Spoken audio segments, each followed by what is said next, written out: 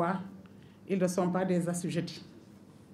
Ils ont ainsi été les premiers à se prêter à cette formalité et ont permis de tester et de réajuster le formulaire que nous avions établi.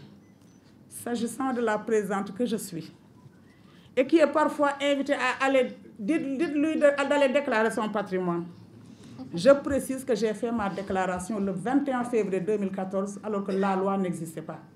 Et je me suis dit, moi je n'ai rien à cacher. Toute ma vie, je me suis contentée de ce que j'ai. Et je ne suis pas riche du tout.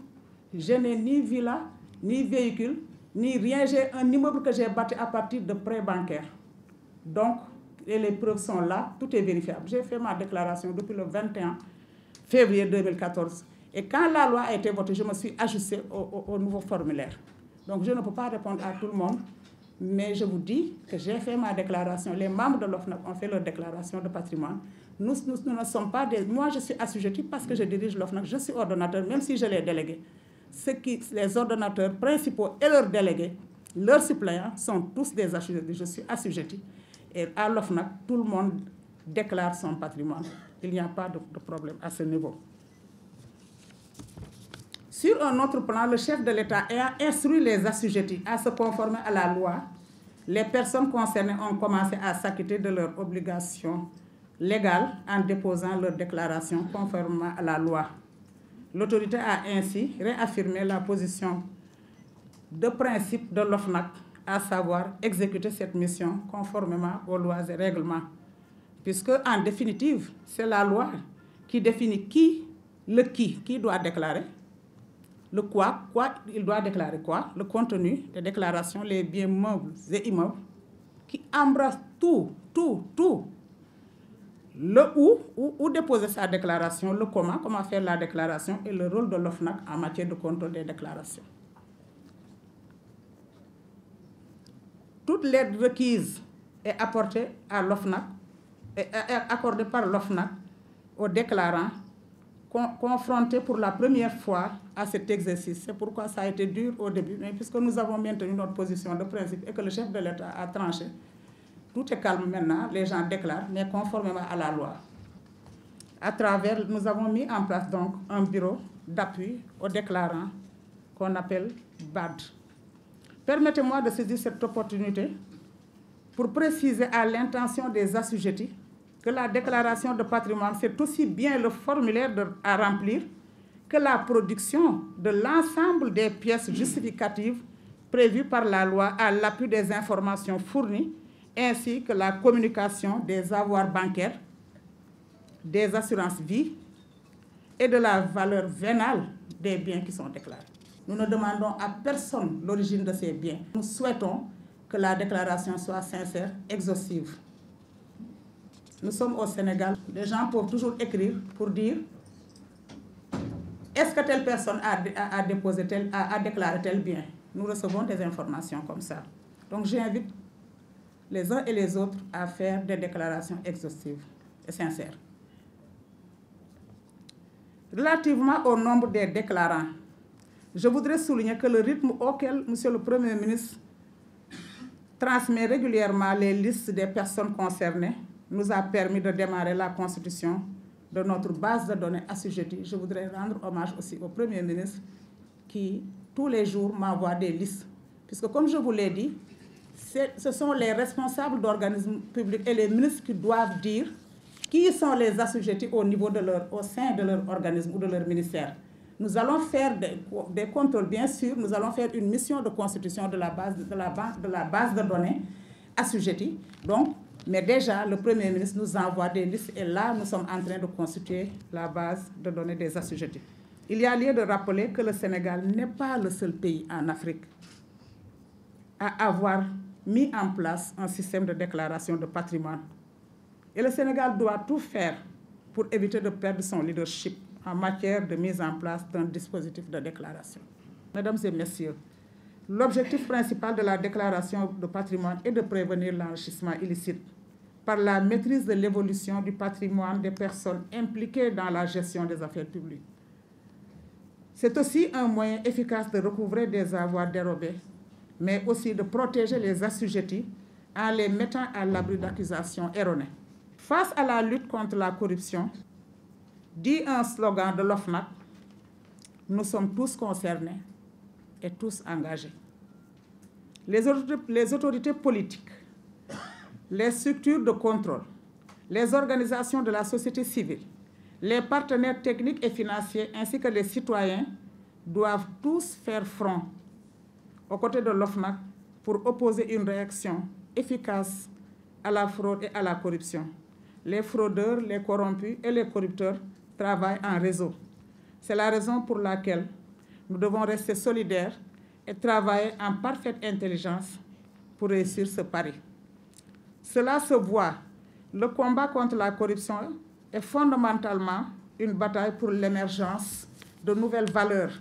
Nous devons nous demander si nous sommes en phase avec nos convictions religieuses affirmées. Un travail d'introspection et de critique sur nos pratiques en rapport avec nos référentiels religieux devient nécessaire pour nous réconcilier avec nous-mêmes. Aussi, le travail de l'OFNAC devrait-il être relayé par chaque groupement ou association et chaque famille. À cet égard, il nous appartient de réfléchir sur la manière d'être et sur les valeurs qui doivent guider notre existence. Dans cette réflexion, les tendances individualistes et égoïstes qui menacent la cohésion sociale et alimentent la fraude et la corruption devraient céder le pas à une forte préoccupation sur l'intérêt général. L'avenir de notre pays est entre nos mains. Dans les actes qu'il pose et dans les choix qu'il opère, chaque citoyen participe à la construction du destin de notre pays et est responsable devant tous les Sénégalais.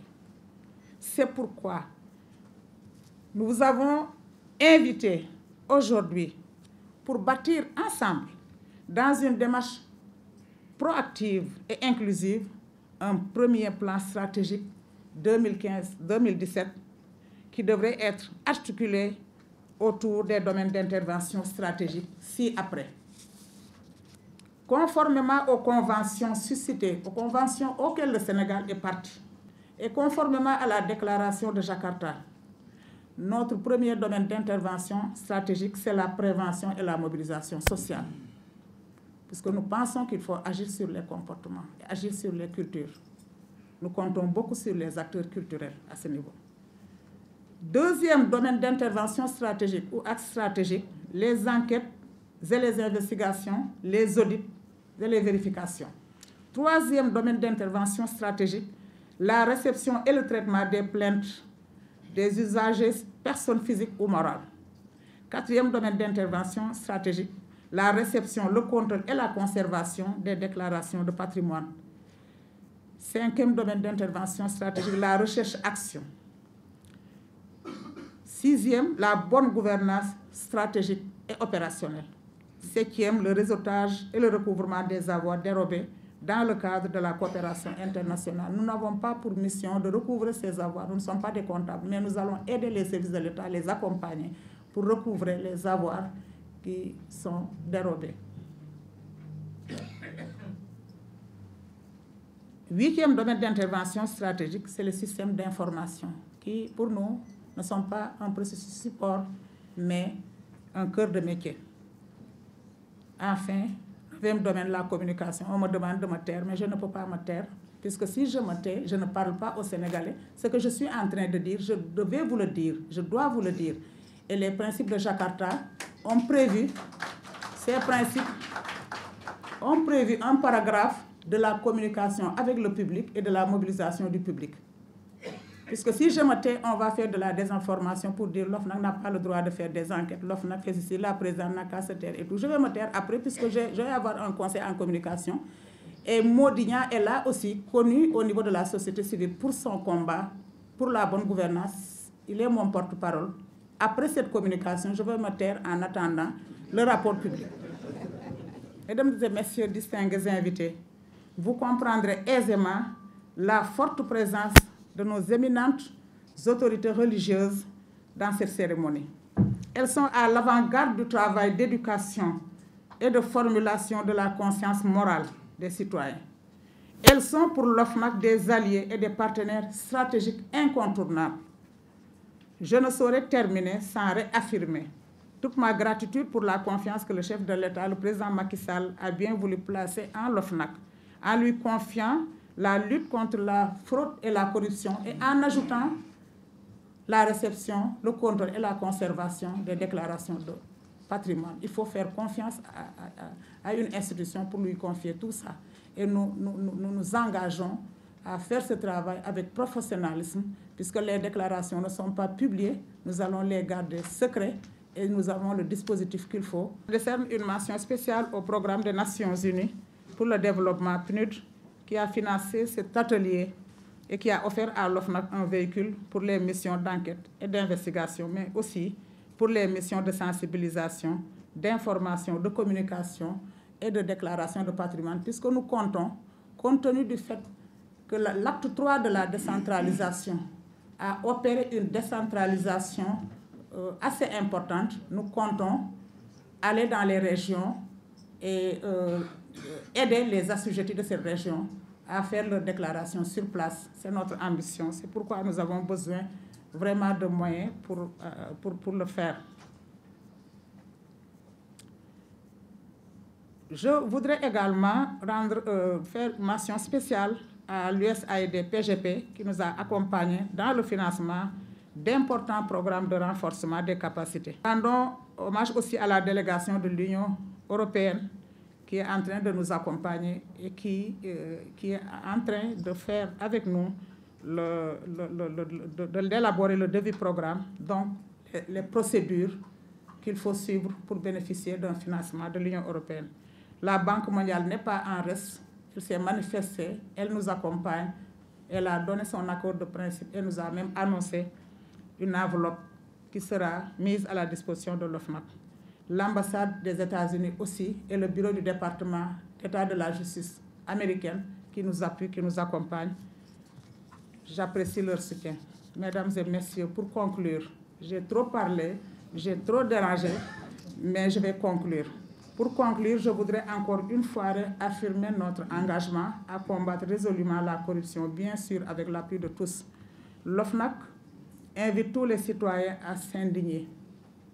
Il faut qu'on s'indigne. Refusons. Il ne faut pas dire, si je n'ai pas 1000 francs, je ne peux pas avoir tel papier, on me demande 10%, je vais donner 10% pour avoir la paix. On ne s'en sort pas. Si on donne 10%, on ne s'en sort pas. Et là, le problème, c'est que la pauvreté va augmenter. Pourquoi? C'est le secteur privé qui crée la richesse. C'est le secteur privé qui crée la richesse. Si le secteur privé doit donner une partie de ce qu'il doit gagner à des fonctionnaires, ils ne s'en sortent pas et les jeunes ne vont pas être recrutés puisque l'administration ne peut pas recruter beaucoup de personnes. Si également, au niveau des citoyens, tout le monde le sait, la pauvreté est là. La personne doit aller donner 1000 francs. Ce 1000 francs-là, il ne faut pas le minimiser. Si également des hôpitaux doivent être construits, des centres de santé, des écoles, les moyens ne suffisent pas. Ce sont des partenaires techniques et financiers qui prennent des impôts de leurs citoyens pour nous donner. Il faut faire attention à gérer cet argent. Tous nos maux, c'est la corruption. À l'hôpital, on vous demande, on achète tout, les seringues, tout, les médicaments, tout, puisqu'il y a des problèmes. Il faut qu'on se dise la vérité, qu'on se regarde de face. Et si on combat la corruption, on va régler tous ces problèmes. Et l'ambition du chef de l'État, avec le plan Sénégal émergent, ne pourra être réalisée que lorsque la gouvernance sera une gouvernance saine, réellement saine. Et lorsque la peur aura changé de camp. Qui a peur, c'est nous, citoyens. Qui ont peur, c'est vous qui avez peur quand vous allez au niveau du service public. Nous allons proposer des réformes pour mettre des délais. Par exemple, un passeport. L'État peut dire, quelqu'un qui veut un passeport tout de suite, il ne faut pas dire que j'ai dit que ceux qui font le passeport sont comme... Non, je donne un exemple simplement. Je dis, l'État peut dire, pour avoir un passeport aujourd'hui, voyager aujourd'hui, vous payez 50 000. Pour avoir un passeport en 48 heures, vous payez 30 000. À ce moment-là, il n'y a plus de problème. Si le passeport, si on doit acheter un timbre à 20 000, on vous dit, puisque vous en avez besoin, aujourd'hui, vous avez été négligent, ou pour une raison ou pour une autre, vous devez voyager, vous avez perdu votre passeport, payez 50 000. Celui qui doit payer la dépense aussi, on lui dit, vous avez un délai de 72 heures. Au-delà de 72 heures, la dépense est considérée comme étant régulière et vous êtes obligé de payer. Mais en ce moment aussi, il faut lui dire de décliner les ressources humaines, financières et matérielles dont il a besoin pour faire le travail. Mais tout ça, ce sont des réformes que nous allons proposer, Inch'Allah, avec vous. L'OFNAC invite tous les citoyens donc à s'indigner et à dire non à la fraude et à la corruption pour la construction d'un Sénégal émergent, parce qu'inscrivant son action dans le cadre d'une gouvernance de classe internationale. Si l'environnement des affaires est de classe internationale et que la gouvernance n'est pas de classe internationale, on ne s'en sort pas. Une gouvernance de classe internationale, c'est une gouvernance qui est aux normes internationales. Et quand on est aux normes internationales, on est plus transparent. Les autres pays, les citoyens des autres pays ne sont pas plus intelligents que nous, mais ils ont accepté de se plier à des procédures, à des mécanismes, de respecter le bien public, de protéger le bien public et de faire attention à ce qui appartient à tout le monde. L'argent public, c'est l'argent des orphelins, c'est l'argent de ceux qui ne sont pas encore nés, c'est l'argent de tout le monde. Il faut l'éviter. Il ne faut pas mettre dans le ventre de ces enfants de l'argent qui n'est pas bien acquis. C'est donc sur cette note d'espoir que je déclare ouvert l'atelier de planification stratégique de l'OFNAC.